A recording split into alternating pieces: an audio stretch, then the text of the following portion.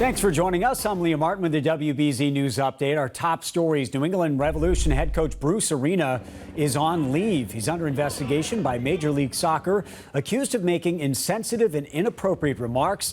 It's still not clear what was allegedly said and to whom it was said. There is no word on how long Arena might be on leave. For now, assistant coach Richie Williams will serve as interim head coach. A former Boston school principal is accused of stealing more than $38,000 from her school to pay for tropical vacations. Nia Wilson was the head of New Mission High School in Hyde Park from 2006 to 2019. Investigators say she requested checks for other people and then endorsed them to herself and deposited the money into her personal account.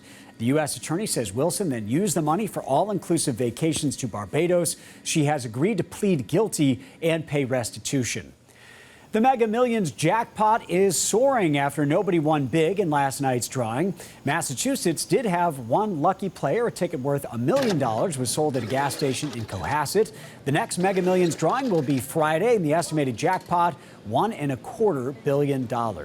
Let's get a check of your next weather forecast now with meteorologist Zach Green. Another beautiful day, Zach. Yeah, it feels like we hit the lottery here. Mostly sunny skies, low humidity initially, and we are just moving quickly through the 60s and landing in the 70s as early as midday.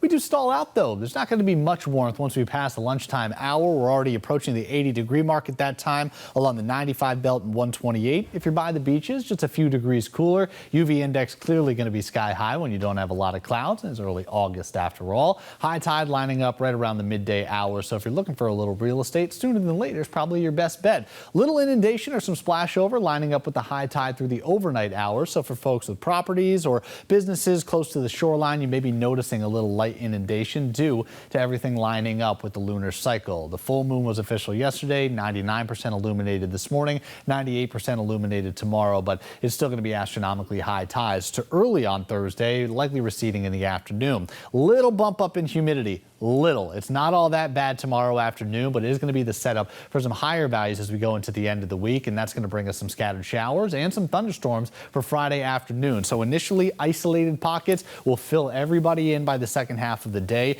It is likely with some downpours. Localized street flooding going to be possible here. Maybe not as intense as where we have been for the past few rain events, but it does have a little spillover effect as we wake up on Saturday morning, especially for coastal Mass. So for the PMC out towards Cape Cod, we may have to dodge just a few isolated showers. Interior locations will be into the 80s with increasing sunshine through the day, Liam. We're back there with all blue sky for the second half of the weekend. All right, Zach, thank you. I'm Liam Martin. This has been a WBZ News Update.